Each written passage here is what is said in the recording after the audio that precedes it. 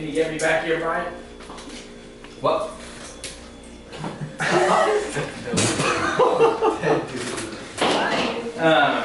So my one-liner that I've been using a fair bit, if they're like, I need to think it over.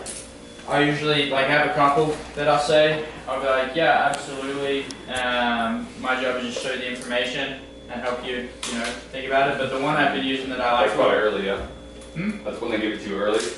Yeah. But like, if like I'm kind of trying to transition in the house and they won't like, they're like, yeah, just let me think about it or whatever. I'm like, yeah, cool. I'll leave you a card, and I can get back with you in a couple weeks. Just so I know which direction to point you in. What sort of things do you need to think over when I get back with you?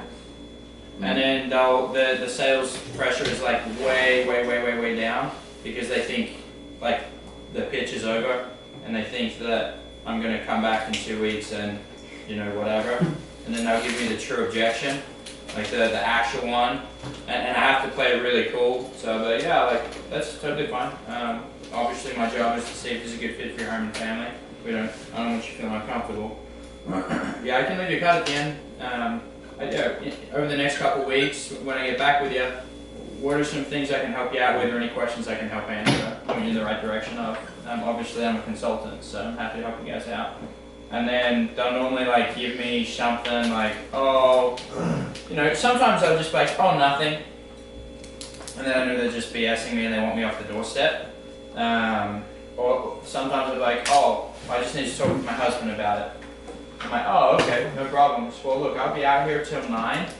He probably has some questions too, so yeah, I can come back and get some questions from him, and then I'll start repitching them. I'm like, well, what do you like the most about it, or what? And then so it enables me to kind of get below the surface and to the actual thing that is holding him back. And so yeah, like when I come back in a couple of weeks, what sort of things can I help you out with, or what's kind of holding you guys back? They'll tell me, and I'll just shut the hell up. Yeah, and I'm gonna try my hardest to come back and talk to him, like, and not satisfy that thing of you leaving the information. So like, don't leave a card. Oh, like, yeah. So I'm gonna come back and talk to him. If Pamphlet's gonna do my job, I wouldn't have a job, but they train me to answer all your guys' questions and everything. But yeah, that's a good like pull back. So yeah, I obviously have zero intention of leaving a card. I just want the real objection so I can close them right there and then. That's my actual goal. And then if they're kind of like letting down the guard a little bit, then I'll try and retransition into the house. Like yeah, just so I can leave you with the right information when we wrap up. I'll just show you how it works in your house. Yeah, you guys haven't used this before, so just wanted to make sense to me and make sure it's not a big daunting process. Going in the house. So that's kind of what I do. What I've been running into, I've struggled a little bit with urgency, and I actually haven't been, upon reflection, asking enough questions. So I'm kind of getting these pretty good pitches out that are making sense, but I think I'm creating a little bit too much like salesy vibes with it. I'll ask a lot of questions at the start, and people will listen to me. And I don't usually get too many door slams. Like people will listen to me because I can break the ice well, but I start pitching too much, I think, and just kind of monologuing. So that's something that I need a little help with is good questions, and that sort of stuff is always valuable. What questions people are asking, how people are opening other people up. Yeah. I think the easiest way to, because I think a lot of us try that. We're like, well, we ask some questions, but then it's like they're not landing, and people aren't giving you the answers. And you're like, what is this guy like? Exactly. Like 20, what is that, 60 minutes or whatever? Like it feels like that. Right. And the way that I'm not doing this. This is why I'm probably not selling the way I need to be, because you're not street shooting the neighborhood. You don't know the neighborhood. Yeah. You have a way better chance of getting a genuine question and opening a genuine conversation if they feel like you're trustworthy. And the way that you prove to them that you're trustworthy is you rally off 20 things about the neighborhood in the first 30 seconds. Yeah. Hey, hey, you probably see me out here. We're just with Ron over off 33rd Street. You know he's got the big yellow school bus. Yeah, he's just always gone to the dentist office all the time. What do you do for work?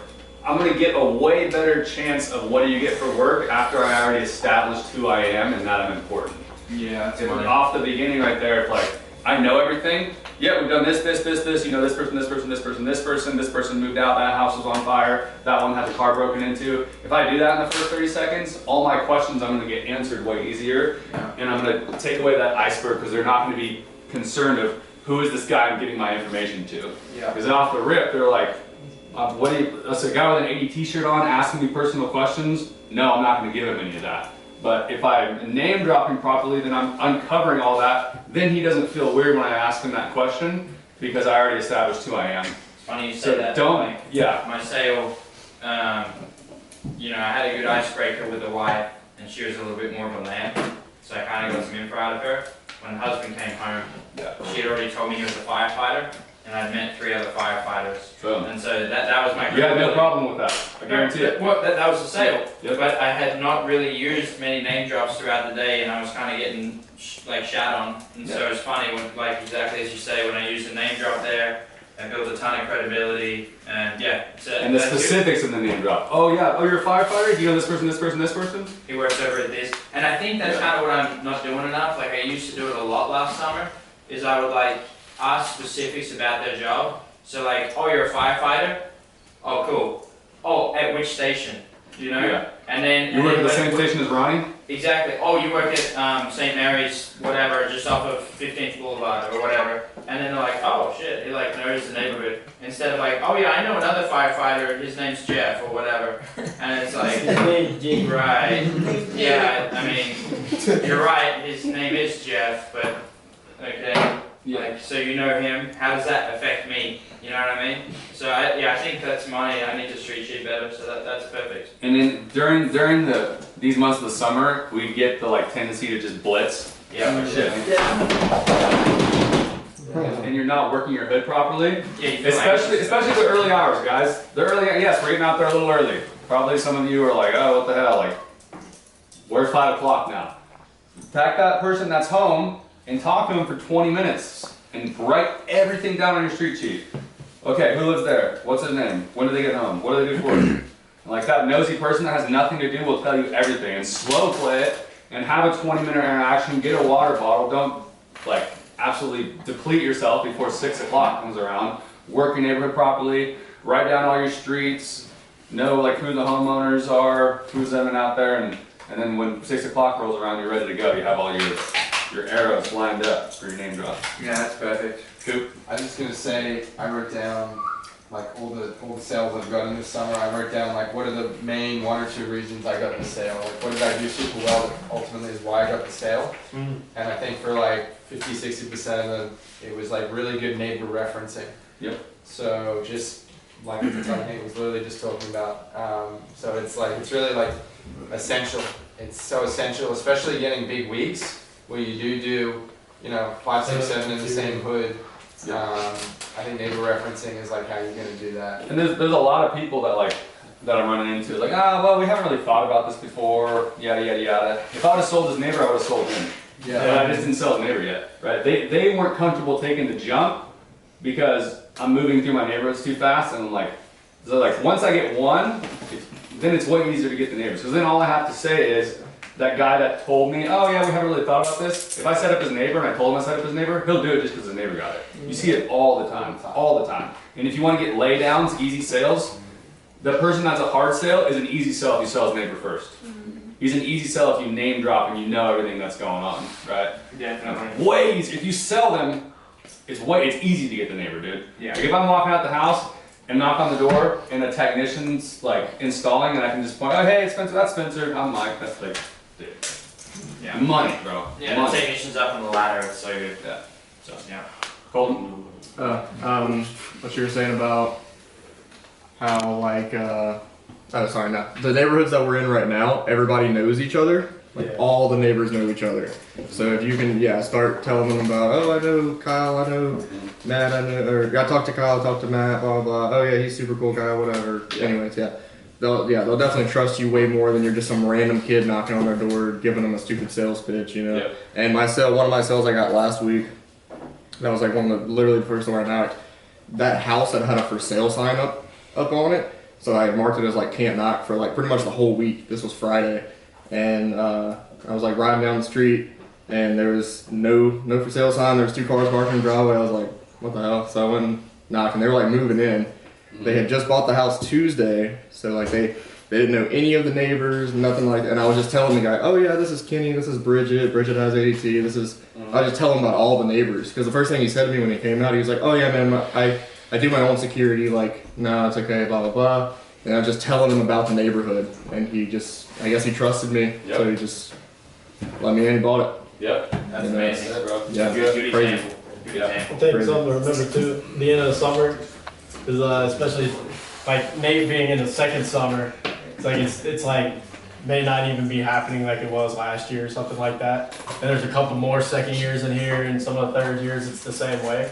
Like one of the things I know that I've had to like go back to, you know, you do it every year, but it's the reminder to like what we told all of you at the beginning of the summer was people will buy from you just because they like you. Yeah. So like, just be a cool dude. Be Like, likable. just be a nice dude. Like, you don't have to be the crazy salesman, but like, at some point if you're struggling, just be friends with people, and eventually they buy. It's nuts. Like, Yeah. they'll just buy from because they like you. The quit machine gun pitching people. Getting back close to the money. Yeah. And when that's a big thing, like whenever I have big weeks, whenever I'm explaining pretty much anything, I always say, oh well, this is what she really liked, or like this is what they really liked, and then I'll use like neighbors, stories from the neighbors, and like that's how you create laydowns. You literally just use the neighbor, correct? Yeah, that's super. Once you get one, it just snowballs. Yeah. That's why it's important to also stay in the hoods. The number one, if I'm like 100% convinced that I'm doing this thing, is to sell big numbers, is to know your neighborhood. Name drops, and people will buy because the neighbors have it. All those objections that you thought you were getting, you won't get them if you're When I name sold dropping, you're selling your neighbors. freaking 18, bro. That was probably the easiest week of your life. Yeah, it was. This has been flowing in. Oh, you know this person, this person, this person? Yeah, I know them. Perfect. They're signing up. The first 30 seconds of my pitch, I told them I'd set all them up. In their mind, they already thought, yeah, okay, let's do it. You took every single objection down right there, right off the bat. So if you have big weeks, literally like pull out your customer list. Hey, do you know any of these people? Yeah, I know them. Oh, perfect. I don't gotta say anything else, dude. Like, all right, they already know all the neighbors. So street cheat, and if your co-pilot, the maps aren't working for you, be more detailed. Bring a notepad or pull up notes on your phone and write the addresses down and write down people's names. Yeah. How do you like? I've been having trouble like coming off friendly because I'm pissed off. So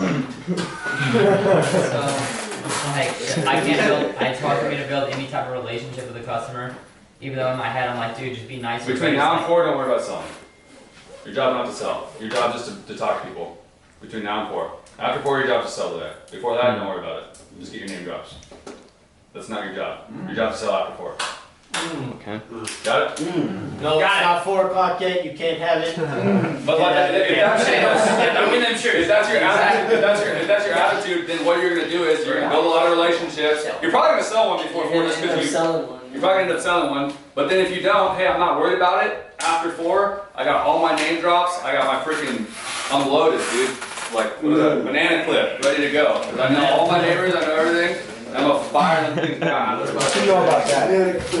Bring them down. Because that's what's happening in your head is like, oh god, I'm supposed to be selling them right now. The first 3 hours out there is building, like figuring out the puzzle. Your neighborhood's a puzzle. You're getting your key name drops, and then you have everything listed out. And then after 5, when those cars start pulling in, you're licking your chops. Selling them. I like looking top. Yeah.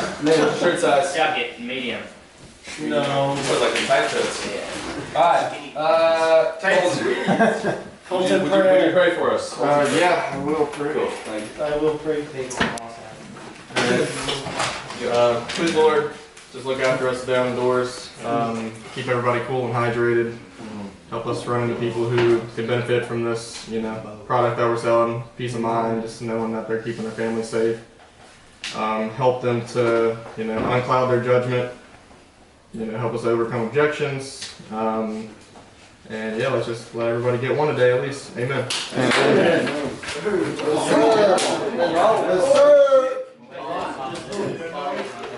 I hope all of you sell just not as much as